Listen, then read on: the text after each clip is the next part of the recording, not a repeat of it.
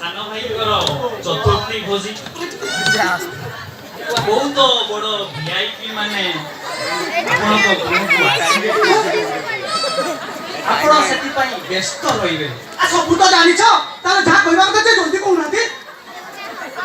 ମୁଁ କୋଉଠାରୁ ଆସିଅଛି ଆପଣଙ୍କ ସ୍ମରଣ ଅଛି ତ? ଏ ଟେନସନରେ ମୁଁ ସବୁ ଭୁଲି ଯାଇଛି। ଆଚ୍ଛା ନନା ବୁଝେଇ ଆପଣ କୋଉଠୁ ଆସୁଛନ୍ତି? ମୁଁ ଭାଗବପୁର ଗ୍ରାମରୁ ଆସିଅଛି। ନାମ ମୋର ମକର ଧ୍ୱଜ ମିଶ୍ର। ଆମ୍ଭେ ଭରଦ୍ୱାଜ ଗୋତ୍ରୀ। ଆମ୍ଭ ବଂଶର ଇତିହାସ କହେ ମହାରାଜ ଯଯାତି କେଶରୀ 1100 ବର୍ଷ। ଦେଖନ୍ତୁ ଆପଣଙ୍କ ଇତିହାସ ବଂଶାବଳୀ ଜାଣିବା ପାଇଁ ମୋର ଆଦୌ ସମୟ ନାହିଁ। ଆପଣ ବଡ଼ ଭାଇ କହିଲେ ବୋଲି ମୁଁ ଆପଣଙ୍କୁ ସମୟ ଦେଇ କଥା ହଉଛି। ତା ଛଡ଼ା ଆପଣ ପୁଣି ଭାଗବପୁର ଆସୁଛନ୍ତି ଯୋଉଠିକି ମୋର ଗୋଟେ ଫାର୍ମ ହାଉସ୍ ଅଛି। ତେଣୁ କୁହନ୍ତୁ ଯାହା କହିବା କଥା ଟିକେ ଜଲ୍ଦି କୁହନ୍ତୁ। ମୁଁ ଆତ୍ମାର ସହିତ ଅନୁଭବ କରୁଛି ଆପଣ ବହୁତ ବ୍ୟସ୍ତ ଥିଲା ଭଳି ଜଣାପଡ଼ୁଛନ୍ତି। କିନ୍ତୁ ମୋ ଆଲୋଚନା ଅତ୍ୟନ୍ତ ଗୁରୁତ୍ୱପୂର୍ଣ୍ଣ। ବାବା ମୁଁ ତ ସେଇ କଥା କହୁଛି। ଆଜ୍ଞା ଯଦି ଆପଣଙ୍କ କଥା ଅତି ଗୁରୁତ୍ୱପୂର୍ଣ୍ଣ କହିବାକୁ ସମୟ ଲାଗିବ ତାହେଲେ ଗୋଟେ କାମ କରନ୍ତୁ ଆଜି ରାତିରେ ଆମ ଘରେ ରହିଯାଆନ୍ତୁ।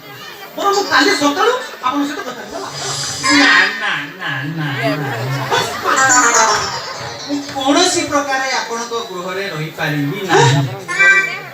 ଘରେ ମୋର କଳହ ପ୍ରିୟା ପତ୍ନୀ 5ଟି ସନ୍ତାନ ମଧ୍ୟରୁ ଛୋଟ ସନ୍ତାନଟି ରୋଗାଗ୍ରସ୍ତ ଆସନ୍ନ ପ୍ରସବା ଗାଈଟିଏ ମାନେ ଆଜିକାଲି ଭିତରେ ପିଲା ଜନ୍ମ କରିବାର ଅଛି। ତେଣୁ ଆପଣଙ୍କ ଠାରୁ ମୁଁ ବହୁତ ବ୍ୟସ୍ତ। ଓହୋ ଦେଖନ୍ତୁ ଯାହା କହିବାର କଥା ଟିକେ ଜଲ୍ଦି କୁହନ୍ତୁ। ପରିବାର ଜଞ୍ଜାଳ ବିଷୟରେ ଆପଣ କହିବା କଥା ହେଲା। ତାହେଲେ ଠିକ ଅଛି। ମୁଁ ଏବେ ଦୁଃଖୀଶ୍ୟାମ ଦ୍ୱିବେଦୀ ବିଷୟରେ କହିବାକୁ ଯାଉଛି। ତାହେଲେ ଆପଣ ଆପଣଙ୍କ ବିଷୟରେ କିଛି କହିବେନି।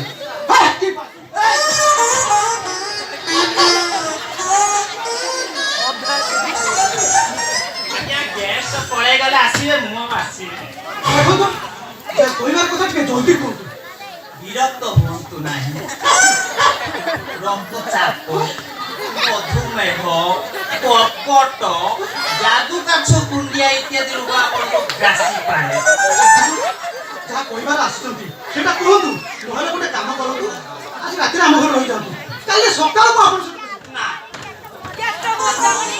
ତାହେଲେ ଠିକ ଅଛି। ମୁଁ ଏବେ ମୋ ପରିବାର ବିଷୟରେ ଆଲୋଚନା। ଓହୋ ଦୟାକରି ମୁଖ ବନ୍ଦ କରନ୍ତୁ। ପରିବାର କଥା ଟିକେ ଜଲ୍ଦି କୁହନ୍ତୁ। ତାହେଲେ ଠିକ ଅଛି। ଆପଣ ବିରକ୍ତି ହେଲେଣି ମାନେ ମୁଁ ମୋ ଯତ୍ କିଞ୍ଚିତ ବକ୍ତବ୍ୟ ପ୍ରଦାନ କରୁଅଛି। ଲାଗୁଛି ଆପଣ ମୋ ମୁଣ୍ଡଟା ପୁରା ଖରାପ କରିଦେବେ। ମୁଣ୍ଡଟା ପୁରା ଖରାପ ଯାହା କହିବାର ଅଛି ଟିକେ ଜଲ୍ଦି କୁହନ୍ତୁ। ତାହେଲେ ଠିକ ଅଛି। ମୁଁ ଏବେ ମୋ ବକ୍ତବ୍ୟ ପ୍ରଦାନ କରୁଅଛି। ଆପଣଙ୍କ କଥା ଶୁଣିବା ପାଇଁ ମୋର ଆଦୌ ଘଟ ନାହିଁ। ଆପଣ ଘରକୁ ଯାଆନ୍ତୁ। ତାହେଲେ ଠିକ ଅଛି। ମୁଁ ଏବେ ଆପଣଙ୍କ ଫାର୍ମ ହାଉସର ମ୍ୟାନେଜର ଦୁଃଖୀଶ୍ୟାମ ଦ୍ୱିବେଦୀ ବିଷୟରେ କହିବାକୁ ଯାଉଛି। ଆଜ୍ଞା ସେ ଆପଣଙ୍କ ଫାର୍ମ ହାଉସଟାକୁ ପୁରା ପାଖକୁ କରିସାରିଲାଣି। ମାନେ ଯାହା ପାଉଛି ଖୋଳ କରୁଛି। ଏ ପୋଖରୀ ମାଛ, ନଡ଼ିଆ, ଲେମ୍ବୁ, ଲିଚୁ ଗୋଟେଇକି ସବୁ ବିକ୍ରି କରୁଛି। ଗରିବ ଗୃହ ଲୋକଟେ ମାଗିଲେ ଦଉନି। ହଉ ହଉ ମୁଁ ତ ତମ ଅଭିଯୋଗ ଶୁଣିଲି। ଆପଣ ଯାଆନ୍ତୁ। ମୁଁ ବଡ଼ ଭାଇଙ୍କୁ କହିଦେବି ଆପଣଙ୍କ କଥା ଯାଇ ସେ ବୁଝିଦେବେ ହେଲା। ବଡ ଭାଇକି କହିବେ? ଆପଣଙ୍କ ବଡ ଭାଇ ପରା ଧର୍ମପଦ ଧର୍ମ ଅବତାର, ସିଏ କାହାକି କିଛି କହିବେନି ନା। ଆଚ୍ଛା ଏମିତି ଆପଣ ଜଚେ ହେଇ କଥା କହିବାର ମାନେ କଣ? ଦୁଃଖିଆ ଗାଁ ହିସାବରେ ମୋର ଭିଣେଇ ହବ। କିଏ? ଦୁଃଖିଆ ଦୁଃଖୀଶ୍ୟାମ ଦ୍ୱିବେଦୀ ଗାଁ ହିସାବରେ ମୋର ଭିଣେଇ ହବ। କୁହନ୍ତୁ। ଫାର୍ମ ହାଉସ ଆମ୍ବ, ପଣସ, ଲିଚୁ, ଆମ୍ବ କଷିଟିଏ ବି ମୁଁ ମାଗି ନାହିଁ। ହେଲେ ସେ ତ ଆଜି ଆମ ଘରକୁ ଆସିଥିଲା। ଆଇଥିଲା। ହଁ କହୁଥିଲା ଗରିବ ଗୁରୁବ ମାନେ ଗାଁ ଗଲା ଯିଏ ଯାହା ପାରୁଛି ସେ ଖାଉଛି। ବଡ଼ ଭାଇ ମନା କରୁଛନ୍ତି କାହାକୁ କିଛି କହିବା ପାଇଁ। ସେଥିପାଇଁ ମୁଁ ବି କାହାକୁ କିଛି କହୁନି। ଇଏ ଏମିତି କହିକି ଆପଣଙ୍କ ପୁରା ଫ୍ୟାମିଲିର ବ୍ରାଣ୍ଡ ୱାଶ କରିଦେଇଛି। ଆପଣ ଜାଗା ଉପରକୁ ଚାଲନ୍ତୁ। 230 ଲୋକ ମୁଁ ଠିଆ କରେଇଦେବି। କୋଉଟା ଠିକ କୋଉଟା ଭୁଲ ଆପଣ ଜାଣିପାରିବେ। ହଉ ହଉ ହଉ ମୁଁ ଆପଣଙ୍କ କଥା ଶୁଣିଲି। ଆପଣ ଏବେ ଯାଆନ୍ତୁ। ମୁଁ ବଡ଼ ଭାଇଙ୍କୁ କହିଦେବି ସେ ନିଜେ ଯାଇ ସମସ୍ୟାର ସମାଧାନ କରିଦେବେ ହେଲା। ବଡ ଭାଇକି କହିବେ? ହଁ। ଆପଣ ଯଦି ବଡ ଭାଇକି କହିବେ ତାହେଲେ ମୁଁ 32 ଟଙ୍କା ଗାଡି ଭଡା ଖର୍ଚ୍ଚ କରି କଣ ପାଇଁ ଆସିଥିଲି? ମାନେ 25 ଟଙ୍କା ଗାଡ଼ି ଭଡ଼ା ଖର୍ଚ୍ଚ କରି କଣ ପାଇଁ ଆସିଥିଲି ମତେ କୁହନ୍ତୁ? ମାନେ ହେଲା ଏ ସମସ୍ୟାର ସମାଧାନ ଆପଣଙ୍କ ଭଳିଆ ଟିଙ୍ଗା ଲୋକ ହିଁ କରିପାରିବେ। ଆପଣ ଚାଲନ୍ତୁ କରିବେ। ଓହୋ ବାବା ଯାହା କହିବାର କଥା ଟିକେ ଜଲ୍ଦି କୁହ। ବସନ୍ତୁ। ନାଇଁ ଆପଣ ବସନ୍ତୁ। ନାଇଁ ଆପଣ ବସନ୍ତୁ। ନାଇଁ ନା ଆପଣ ବସୁନାହାନ୍ତି। ନାଇଁ ଆପଣ ବସନ୍ତୁ। ନାଇଁ ନା ଆପଣ ବସନ୍ତୁ।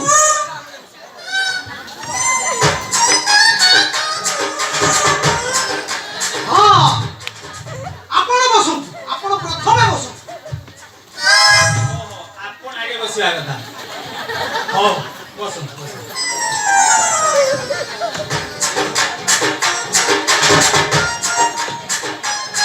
ଆପଣ ଏବେ ବସି ସାରିଲେ ଏବେ ମୁଁ ବସି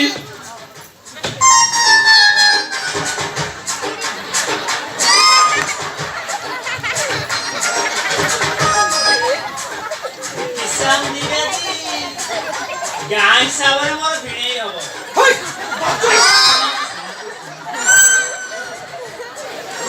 ଦୋଳ ଜାଣିଛନ୍ତି ନା ଦୋଳ? ମୁଁ ବଡ଼ ଜାଣିନି ଆପଣ ଦୌଡ଼ିବାକୁ ଆସୁଛନ୍ତି।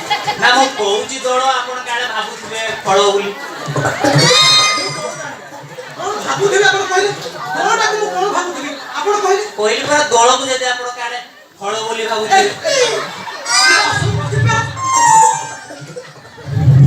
ମୁଁ ଟାଇମ କାହିଁକି ଖାଉଛି ତାର କାରଣ ଅଛି।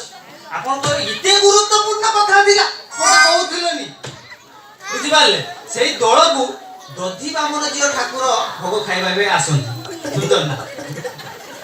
ଡାକୁଆ ଦେବତା ବିଶ୍ୱାସ କରିବେନି ଆପଣଙ୍କୁ ଗୋଟେ ଜିନିଷ ହଜିଥିବ ଟିକେ ମାନସିକ କରିଦେବେ। ବୁଝୁଛନ୍ତି?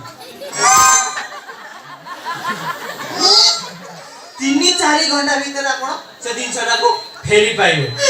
ସୁନ୍ଦର ନା କଥା?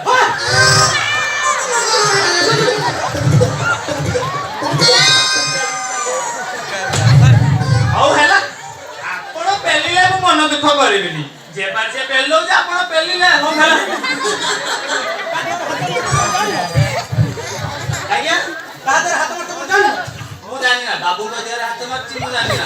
ବାବୁଙ୍କ ଦେହରେ ହାତ ମାରୁଛ ପୁଣି ଗେଲେଇ କହୁଛ ବାବୁଙ୍କ ଦେହରେ ହାତ ମାରୁଛ। ହଉ ହେଲା ବାବୁଙ୍କ ଦେହରେ ଯଦି ସେଠି ହାତ ମାରିଲା ବେଳକୁ ଖରାପ ଲାଗୁଛି ଆଉ କୋଉଠି ହାତ ମାରିବି ମତେ କୁହନ୍ତୁ। ନା ନା ହାତ ନ ମାରିବି ଗୋଟେ ଭଲ ଲାଗିବନି। ନା ହାତ ନା ମାରିବନି ମୁହଁକୁ ମୁହଁ ପଡ଼ିବନି କେମିତି କଥା ହବ ମତେ କୁହ। ନା ଆପଣ ମୋ କାହିଁ ହଇନା ହବ ନା ମୁହଁକୁ ହଉ ହେଲା ମୁଁ ସେଠି ହାତ ମାରିବିନି ଅନ୍ୟ ଜାଗା ଦେଖି ହାତ ମାରିବି। ଯାହା ମୋର ଗୋଟେ ଛୋଟି ଗାଈଟିଏ ହଜି ଯାଇଥିଲା। ଭଗବାନଙ୍କୁ ମୁଁ ପ୍ରାର୍ଥନା କଲି ହେ ପ୍ରଭୁ ମୋର ଗୋଟେ ଛୋଟି ଗାଈଟା ଜଲ୍ଦି ମିଳିଯାଉ। ସୁନ୍ଦର ନା କଥାଟା? ସେଇ ଠାକୁରଙ୍କ ପାଇଁ ଗୋଟେ ନଡ଼ିଆ ମୁଁ ମାନସିକ କରିଥିଲି।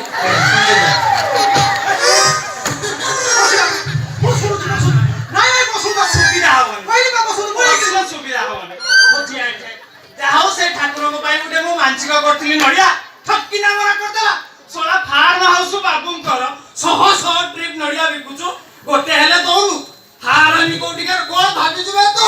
ହାରାମି କୋଉଠିକାର? କୁହନ୍ତୁ। ଆରେ ଟିକେ ରାଗ ଶାନ୍ତ କରନ୍ତୁ। ରାଗ ଶାନ୍ତ କରିବି ଶଳା ଏକଥା ଶୁଣିଲା ବେଳକୁ ମୋ ବିପି ପୁରା ହାଇ ହେଇଗଲାଣି। କୌଣସି ପ୍ରକାର ଆପଣଙ୍କ ଫିଗରକୁ ଦେଖି ମୁଁ ଆଡଜଷ୍ଟ କରିଛି। ହାରାମି କୋଉଠିକାର? ସିଏ ଦୁଃଖିଆ ଜଣେ ହାରାମି ଶ୍ରେଣୀୟ ବ୍ୟକ୍ତି।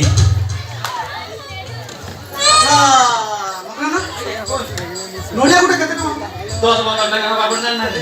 ଆଚ୍ଛା ସିଏ ଗୋଟେ 10 ଟଙ୍କାର ନଡ଼ିଆ ଦେଲାନି ବୋଲି ଦେଲାନି ପା?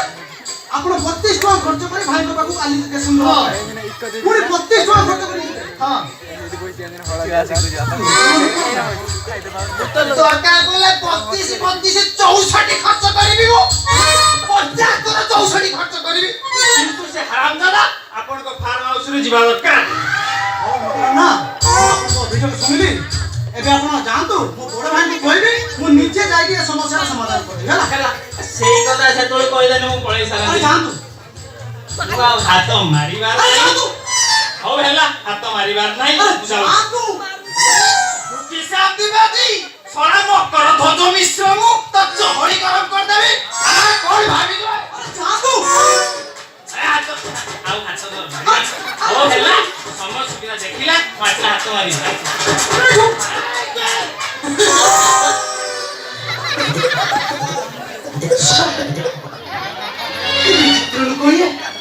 ସେ ତାକୁ 10 ଟଙ୍କାର ମୂଲ୍ୟ ଦେଲାନି ବୋଲି ଇଏ 64 ଟଙ୍କା ଖର୍ଚ୍ଚ କରି ଆସିଛି ଆଲିଗେସନ ଦେବା ପାଇଁ।